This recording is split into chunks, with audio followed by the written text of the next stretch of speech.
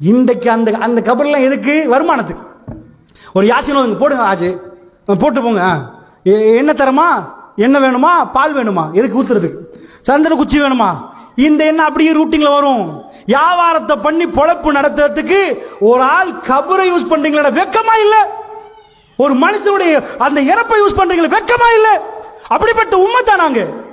அங்க போய் இப்படித்தானே சிலை வணக்கம் வந்தது.